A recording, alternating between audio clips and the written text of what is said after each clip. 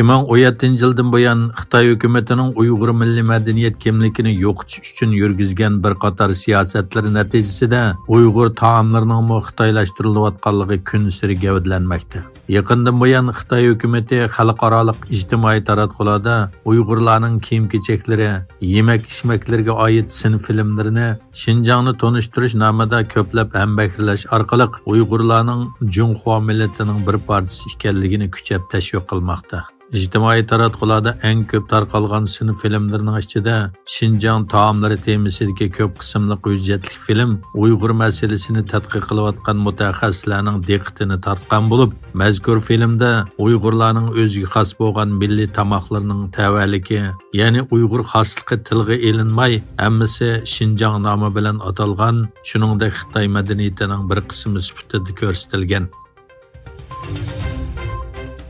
Yangi dokladda deyilishicha, Yevropa ittifoqiga kelgan kiyim-kechaklarning muhim bir qismi balkim Uyg'ur majburiy emgakidan elingan materiallarni o'z ichiga olishi mumkin ekan. Uyg'ur huquq nazoratchisi Sheffield Hallam universiteti va Uyg'ur demokratiya va kishilik huquq markazi tarafidan tayyorlangan dokladga qaraganda, HAM qatorliq asosli markalar majburiy emgakka chetilish bilan ayblangan. Bo'libmi ular ishlatgan paxta Xitoydagi 4 chong shirkatdan keladigan bo'lib, bu shirkatlar Xitoyning Uyg'urlarni majburiy emgak soladigan, davlat qo'llagan atalmish yo'tkab ishga o'rinlashtirish siyosatiga chetishlik ekan. Xitoyda ishsizlar yana ko'payib, ishsizlik masalasi davomli Xitoy hukumatining beshini og'ritadigan jiddiy masala bo'lmoqda. Xitoyning 18 mart e'lon qilgan eng yangi sonliq ma'lumotlardan ma'lum bo'lishicha, Xitoyda ishsizlik 2024 yil kirgandan buyon uda 3 oy davomli o'rlagan. Xitoyda ishsizlikning qayta o'rlishi Xitoyning sanoat ishlab chiqarishida yaqinqi 2 oydan beri ozroq ortish ko'rilgan bo'lsa-mu, lekin uning iqtisodning asosli qo'zg'atuvchisi bo'lgan uy-mulk bozori davomli kasatlashib, yangi uylarning setilishi 29% tushib ketgan bir vaqtda o'tirg'i chiqmoqda.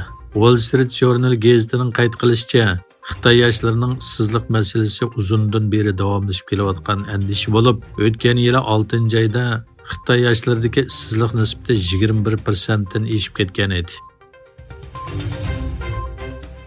Angliya hukumati Xitoyning jasuslik harakatiga qarshi turish tadbirlari doirasida rasmiy ziyoratda bo'lganlar ichida Xitoylarning sonini azaytish uchun Xitoyga viza cheklimiz qo'yishni o'ylashmoqda ekan. Bloomberg agentligining xabariga qaraganda, odatda diplomatik yoki savdo maqsadida Angliyaga rasmiy ziyoratda bo'lgan kishilar uchun oriq ko'rinishni tekshirish talab qilinmaydi ekan.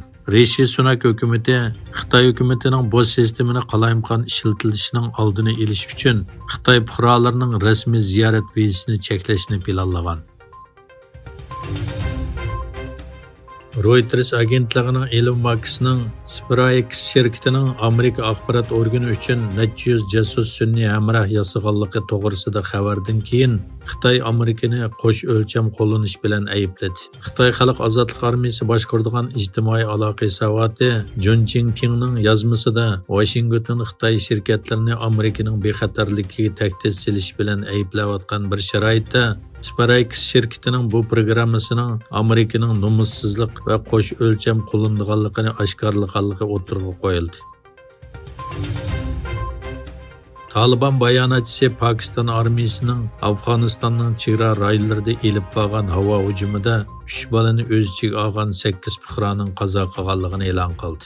Afg'onistonda hokimiyat yurgizayotgan Talibanlar tunugun Pokiston armiyasi tarafidan davlatning chegara rayonlariga qarata elib borgan qolgancha havo hujumida 8 fuqaroning qazo qilganligini e'lon qildi. Taliban orqadan Pokistonning harbiy nuqtalariga og'ir qurollar bilan zarba berganligini bayon qildi.